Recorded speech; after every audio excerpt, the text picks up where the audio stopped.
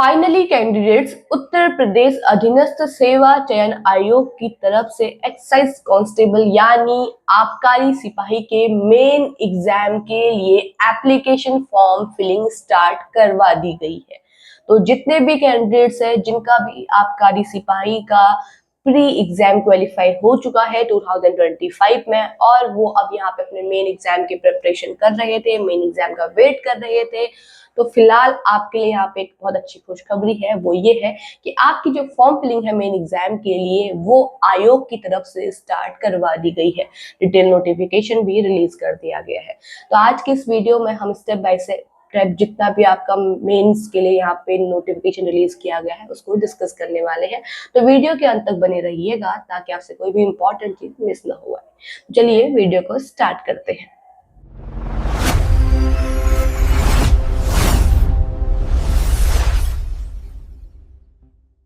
तो ये रहा आपकी स्क्रीन पे आयोग की तरफ से आया हुआ नोटिफिकेशन आबकारी सिपाही मेन एग्जाम का यानी एक्साइज कांस्टेबल का, जिसकी फॉर्म फिलिंग आपकी स्टार्ट करवा दी गई है 4 जून से। और मैं बात करूं अगर एडवर्टाइजमेंट रिलीज की तो ये एडवर्टाइजमेंट जो है वो अप्रैल में ही रिलीज कर दिया गया था।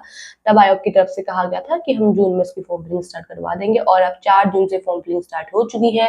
24 जून आपकी लास्ट डेट रहने वाली है फॉर्म फिलिंग सबमिट करने की।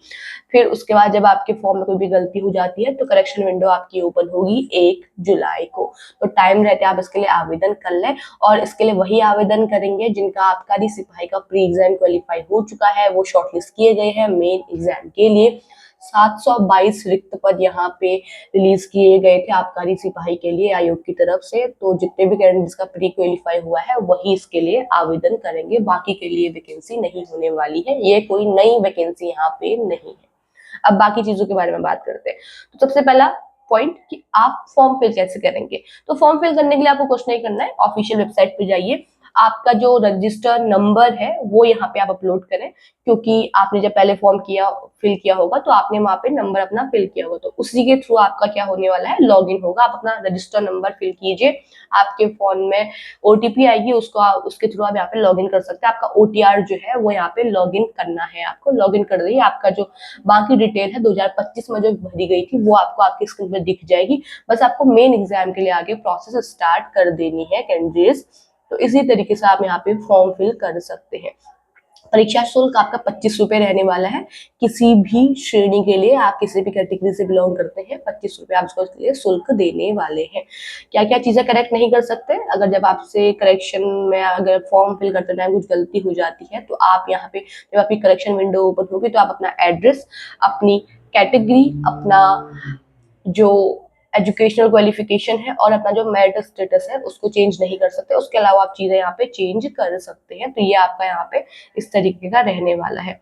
और ये आपके विभाग के नाम वगैरह है जो आपको पहले से पता होंगे। जो आपके 722 पद रिलीज किए गए हैं वो यहाँ पे 2 विभागों के अंतर्गत ही रिलीज किए गए हैं, जो आपको आपकी स्क्रीन पे दिख रहे होंगे और आपको ये पहले से भी यहाँ पे मालूम होंगे। अब हम बात करेंगे एज कैलकुलेटर या एज कैलकुलेशन की। तो 28 साल आपके यहाँ पे मिनिमम एज रखी गई थी 2025 में जब ये आवेदन स्टार्ट हुए थे, और 40 साल इसमें अधिकतम उम्र यानी मैक्सिमम एज आपकी यहाँ पे 40 ईयर्स रखी गई है। मिनिमम एज जो आपकी रहने वाली है वो 18 वर्ष इसके लिए रहने वाली है। ये आपका एज क्राइटेरिया रहेगा, ठीक है।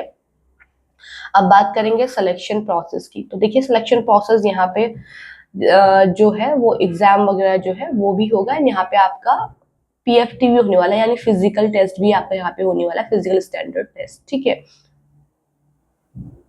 तो यहाँ पे जो पीएफटी है उसके लिए स्टैंडर्ड्स आपको यहाँ पे स्टैंडर्ड्स दिए हुए हैं। देखिए आबकारी सिपाही के लिए आपको मेल के लिए अलग स्टैंडर्ड्स दिए हुए हैं, फीमेल के लिए अलग स्टैंडर्ड्स यहाँ पे दिए हुए हैं, ठीक है। आपको इसको सिलेक्ट करना है, मतलब इसको क्वालिफाई करना है।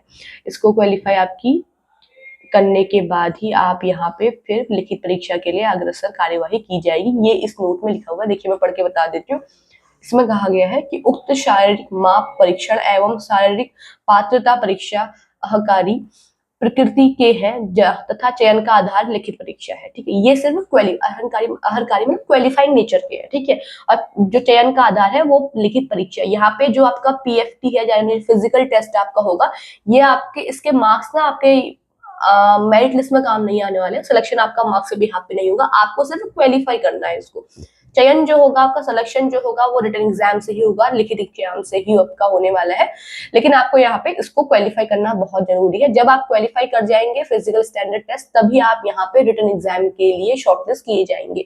तो लिखित परीक्षा के आधार पर शॉर्टलिस्ट किए गए अभ्यर्थियों को हेतु उक्त परीक्षा आयोग द्वारा आयोजित की जाएगी, जिसमें उत्तीर्ण अभ्यर्थियों के लिखित परीक्षा के अंकों के आधार पर अग्रतर कार्यवाही की जाएगी। ठीक है, तो जो यहाँ पे कहा गया है कि जो मेन एग्जाम क्वालिफाई होगा, मेन एग्जाम में जो कैंडिडेट्स क्वालिफाई कर जाएंगे उनके शॉर्टलिस्ट किए गए आधार पर ही यहाँ पे जो ये आपका पीएफटी यहाँ पे है, ये आपका यहाँ पे करवाया जाएगा। तो ये आपका सिर्फ क्वालिफाइंग नेचर का है, कब होगा क्या होगा अभी कुछ नहीं है, लेकिन यहाँ पे क्राइटेरिया अभी दिया हुआ है जो क्वालिफाइंग नेचर का रहने वाला है।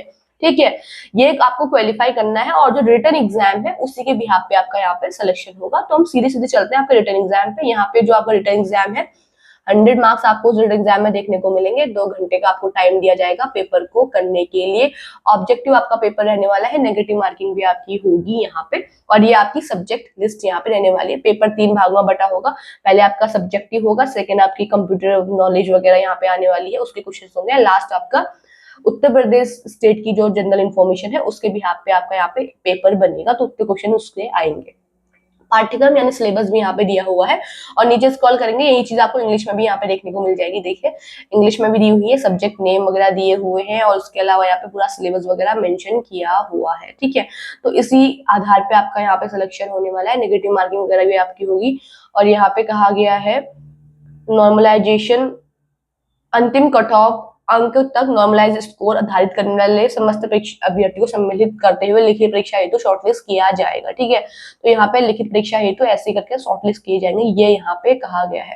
तो जितने भी कैंडिडेट्स वेट कर रहे थे मेन एग्जाम के लिए, उन सभी के लिए यहाँ पे आवेदन स्टार्ट करवा दिए गए हैं आबकारी सिपाही मेन एग्जाम के लिए।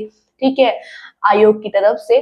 तो टाइम रहते आप यहाँ पे कैंडिडेट्स फॉर्म फिल कर लीजिएगा। 4 जून आपकी फॉर्म फिलिंग स्टार्ट हो चुकी है, लास्ट डेट रहने वाली है 24 जून। जो 24 जून से पहले पहले इसके लिए आवेदन कर लें। एग्जाम डेट वगैरह पे कुछ भी यहाँ पे जारी नहीं की गई है आयोग की तरफ से, फिलहाल आपकी फॉर्म फिलिंग स्टार्ट करवा दी गई है।